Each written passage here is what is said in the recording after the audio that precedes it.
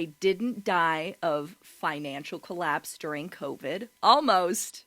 We're getting there with the 10% inflation on a music teacher wage.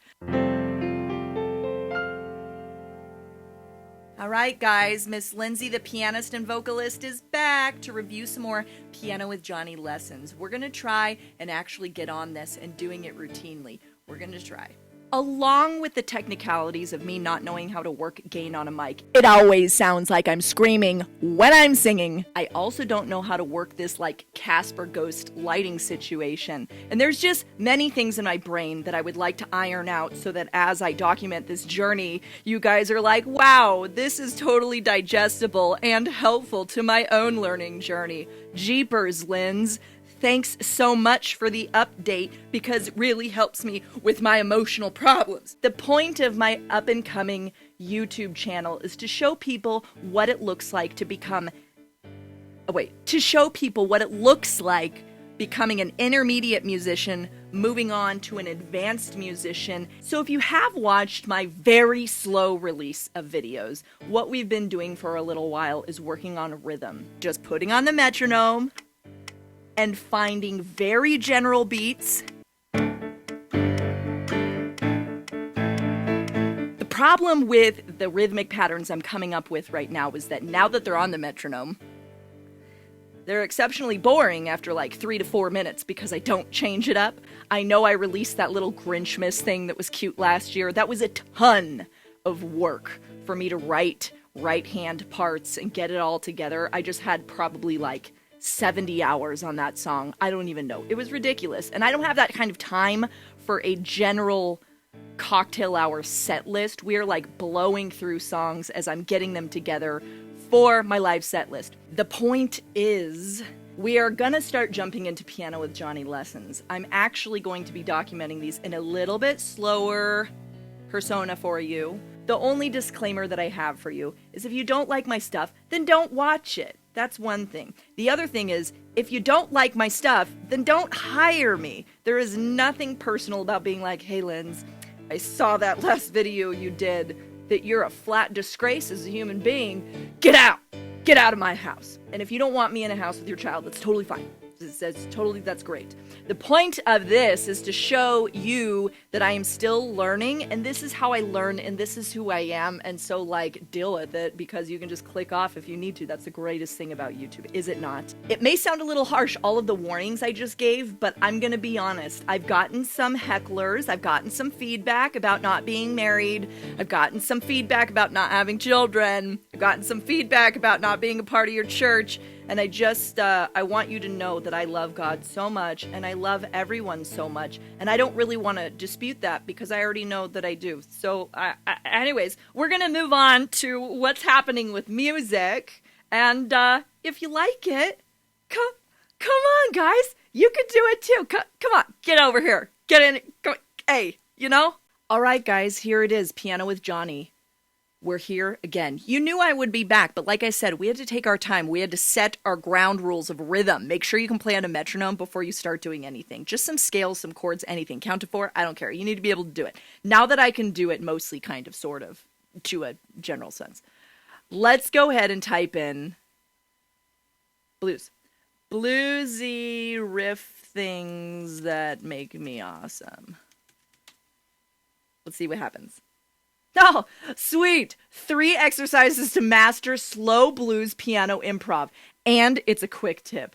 Dude, I absolutely love this, okay? The fact that it came up with anything at all, you can tell that Johnny and his team have been putting excellent work into the website to make sure that we have valuable materials available to us as students so that we can keep learning at an affordable price for the years to come. Johnny, Yannick, thank you for this, because I typed in something funny and it came up with a thing. Now, a couple things. I know that the quick tips are not real lessons, okay, but we're just getting our feet wet. I know that I saw the burlesque blues lessons a while ago, and they look awesome, but I didn't have the emotional wherewithal to, like, get into them and feel like I could make any amount of improvements or progress because I was too stressed out with my expectational anxiety of perfectionism. So now that I've suppressed that well enough to go back onto the internet and attempt this twice, we're going to take it in steps. We're going to do first the 3 exercises to master slow blues, okay? And I'm sure we'll do it in 3 exercises and absolutely no more. And then we're going to go into a deeper dive of the burlesque blues, which is like that slow, sexy, just run around dark blues. And I've got a voice for it that would just, really allow me to shine, I think. So, 3 exercises to master slow blues. Let's try it.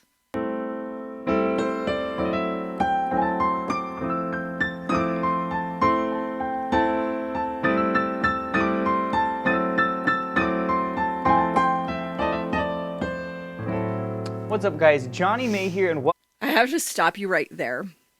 You can't just play like that and act like there's not some sort of innuendo for all women across the globe to fall in love with you, okay?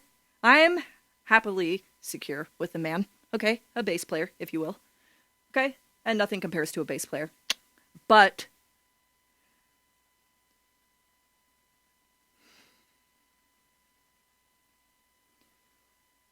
we're not going to talk about it. Welcome to this week's Quick Tip, where I'm going to teach you 3 exercises to help you master slow blues improv. Now, I see a lot of beginner jazz students learn a simple chord progression, they'll learn a simple scale, and then they'll start trying to improvise, and they get frustrated because they feel like all of their lines sound the same. This is just what I was saying. I feel like everything I do sounds the same. The reason they're having this problem is they're not practicing exercises to help them master the most essential slow blues techniques. So in today's lesson, I'm going to teach you these 3 exercises so that you can take your playing to the next level. So let's go ahead and dive in. All right, the first step to playing a slow blues is to pick a simple chord progression. We're going to use this little minor walk down progression. It is so easy to play. Go ahead and play this with me. First starting position, G, A, C, and E. This is called an A minor 7 chord. Really simple. You can actually cross over and just grab a root down there so you can really hear it. It sounds really nice. If you want to play slow blues, pick a simple progression. Don't overwhelm yourself. I've seen a lot of students, they start trying to improv and they pick some really hard progression. All right, so let's go ahead and play this again. We're going to go 2 times per chord. Okay, so I basically get the general idea of this quick tip, which is basically you pick a super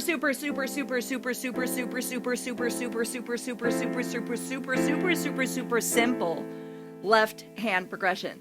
So J-Boy's talking about running some licks. I really like this because I'm having a really hard time figuring out what licks sound good. Sometimes when I sit down, they come right away. Sometimes they don't. I saw some of his ideas. I actually don't want to copy them too much. So I gave him a look. I want to erase them from my brain and get on creating my own licks at this point. If you can't write them yourself and you don't know, totally copy all day. There's no amount of copying, in my opinion, that will ever do you harm.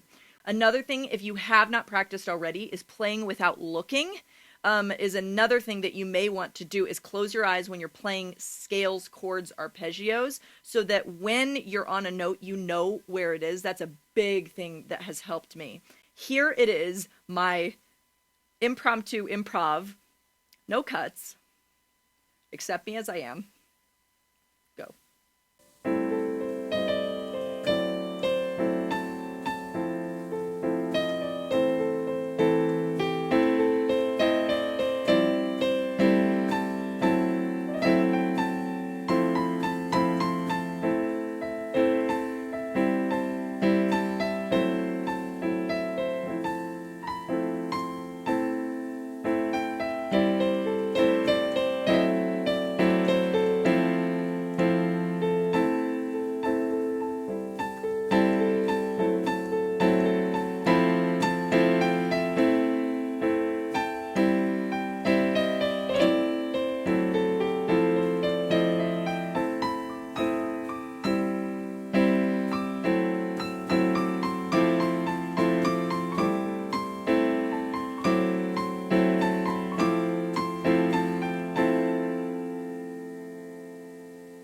What I'm trying to do in my own playing is find what sounds I like. One of the problems I've had in the past with having jazz musicians that I've worked with and friends that are jazz musicians is that they're very tied to their sound, and they will actually sometimes get insulted if you are not their sound.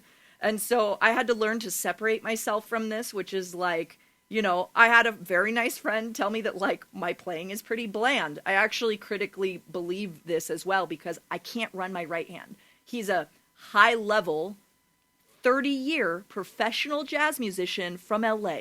Like, yeah, he's like, do a little something extra after the rhythm, huh? You know? And I totally get it, man. I love this guy to death. We get coffee every so often. Like, no, absolutely don't even sweat a comment or a criticism that someone gives you. But his sound is not my sound.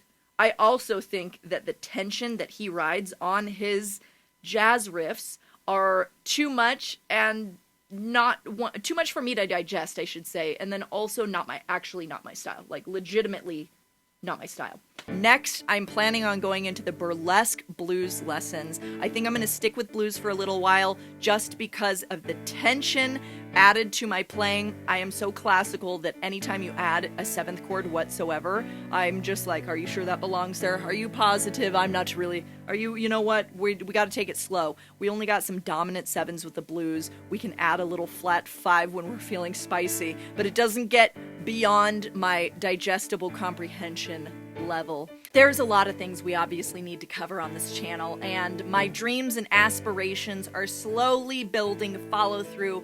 Just please have the patience with me to pump out projects when I can. They should be a lot more frequent now, so get excited for what's coming up next with the burlesque blues lessons, and I'll hopefully see you all soon. Bye!